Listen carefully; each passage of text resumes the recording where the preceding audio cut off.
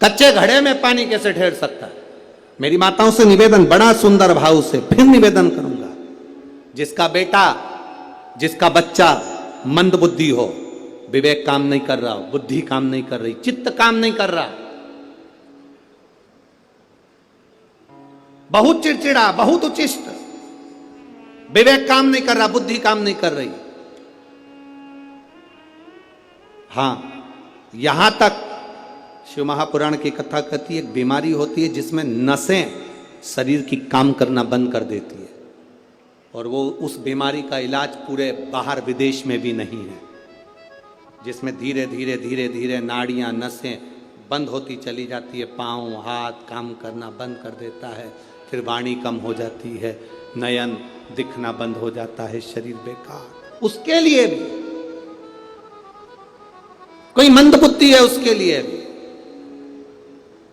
शिव महापुराण की कथा कहती है, हफ्ते 2 हफ्ते में कभी सोमवार के दिन भले मट्टी का बर्तन तुम्हारे घर में नहीं हो, घर में कोरा सा दिया भी हो, कोरा दिया, दिया कोरा मतलब उसमें दीप ना लगा हो, मट्टी का नया दिया, उसमें अगर आपने थोड़ा पानी भरकर रख भी दिया और उसमें गलते गलते वो पानी ज़्यादा नहीं भी बचा, 2 बूंद भी बचा है, और वो 2 बूंद भी अशोक सुंदरी वाली जगह पर चढ़ा है, और वही पानी जिसकी विवेक, जिसकी बुद्धि, जो मंद बुद्धि कहा जाता है, उसको अगर बेलपत्री के साथ में वो जल की 2 बूंद भी उसको दी जाए तो वो विवेकवान बनता चले जाता, उसकी बुद्धि काम करना प्रारंभ करती। कितना भी मंद बुद्धि हो, पड़ा रहता हो, पड़ा है, मुंह से राल बह रही है, वो बोल नहीं पा रहा, शरीर विग्रह बेकार बिल्कुल, उसके लिए भी ये कार्य करता।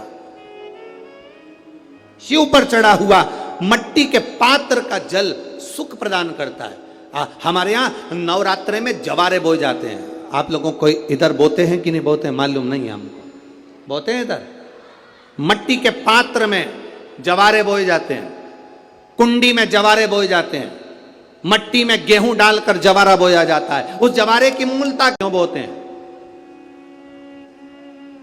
उसको बोने का कारण क्या है?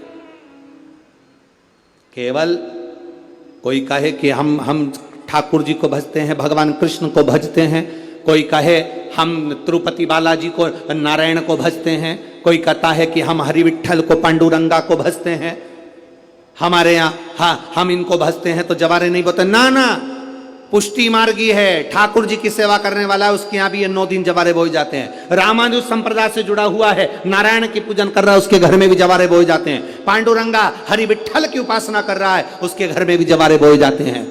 जवारे का महत्व हमारे यहाँ शास्त्र कहता है। क्या महत्व है उसका, क्या फल है उसका? महाराज, जब देवी माता ने दुर्गा भवानी को पंचायत में बुलाया गया, शिव पंचायत में मां दुर्गा बैठी हुई है, और शिव पंचायत में जब दुर्गा भवानी बैठी, उपद्रवियों ने उपद्रव मचाया, अहंकारियों ने अहंकार मचाया, असुरों ने, राक्षसों ने हाहाकार मचाना प्रारंभ करा। तब उस समय पर देवाधिदेव महादेव माता पार्वती को देखकर, दुर्गा भवानी को देखकर मुस्कुरा रहे थे। केवल शिव मुस्कुरा रहे हैं, पार्वती को देखकर, दुर्गा भवानी को देखकर, मां जगत जननी को देखकर केवल मुस्कुरा रहे हैं। तब देवता सूर्य नारायण ने भगवान शिव जी को देखकर हाथ जोड़कर प्रार्थना करी। भास्कर देव बोले, सूर्य नारायण बोले, बाबा मेरे मन के संशय को मिटा दीजिए। शिव जी ने पूछा क्या काम है, बोलो क्या चाहते हो? शंकर भगवान से सूर्य देव, भास्कर देव कहते हैं, प्रभु आपके मुस्कुराने का कारण क्या? भारत की भूमि पर जितनी जगह पर भी आप लोग कथा सुन रहे हो, आस्था चैनल पर, फेसबुक, यूट्यूब पर जितने लोग कथा सुन रहे हो, बड़े ध्यान से सुनना कि जवारे क्यों बोए जाते हैं, नवरात्रि में जवारे की महत्वता क्यों होती है, क्यों बोया जाता है, मिट्टी में गेहूं डालकर क्यों उत्पन्न किया जाता है, उसकी महत्वता क्या है? सूर्य नारायण पूछ रहे हैं भगवान देवाधिदेव महादेव से, आप दुर्गा भवानी को देखकर मुस्कुराए, आप हंसे हैं, आपके चेहरे पर प्रसन्नता आई है, कारण क्या? और महाराज देवाधिदेव महादेव ने कहा, यहां भगवान विष्णु, गणेश जी, भास्कर देव, आप सब बैठे हो। असुरों ने आक्रमण कर दिया, असुरों ने आक्रमण करा है, और वह असुर आक्रमण कर दिए हैं तो वो असुर प्रवेश कर रहे हैं, उपद्रव मचाकर, हाहाकार कर कर नष्ट करने वाले हैं इस पूरी पृथ्वी को। तो फिर उसको बचाएगा कौन, कैसे बचेगा? शिव जी ने कहा, चिंता मत करो। दुर्गा ने अपने केश का स्मरण किया, एक केश को माता पार्वती जी ने अपने हाथों से छुआ, छूते ही एक कुंड में सुंदर जवारे उत्पन्न हुए हैं। जब तक वो जवारे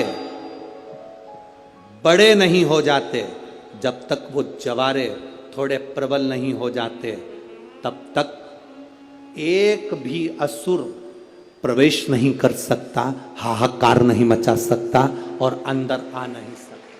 शिव महापुराण की कथा कहती है, जवारे जिसके यहाँ बोए जाते हैं, जवारे का, आप लोग कहते हैं कहीं पर देवी जी बैठी हैं, किसी के यहाँ मिट्टी की मूर्ति आई, 21 फीट की, 41 फीट की, 15 फीट की, 10 फीट की, 25 फीट की देवी जी की प्रतिमा स्थापना हुई। लोग कहते हैं हम देवी जी का दर्शन करने जा रहे हैं, दुर्गा जी का दर्शन करने जा रहे हैं। शिव महापुराण की कथा कहती है वो दुर्गा जी का दर्शन नहीं, देवी का दर्शन नहीं। नवरात्रे में जहां जवारे बोए जाते हैं वहां मात्र आप पांव रखते हैं तो अपने घर में से क्लेश दूर हट जाता है, अहंकार दूर हट जाता है, अभिमतता दूर हट जाती है, तकलीफें दूर हट जाती है। जिसके घर में जवारे बोए जाते हैं वहां से अहंकार, काम, लोभ, आसक्ति, वासना, तृष्णा और दुख, तकलीफें दूर हट जाती है। तो जवारे का मूल का तत्व आनंद, सुख।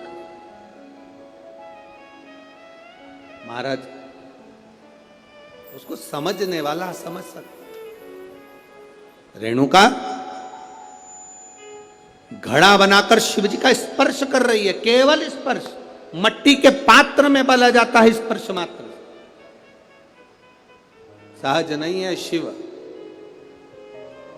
उसकी भक्ति बड़ी प्रबल है क्योंकि उसके मस्तक पर गंगा विराजमान है और वो साधारण कृपा करने वाला नहीं, दुनिया को अमृत देने वाला है। शिव अमृत प्रदान करने वाला। और कितनी सुंदर है मां तेरी नगरी,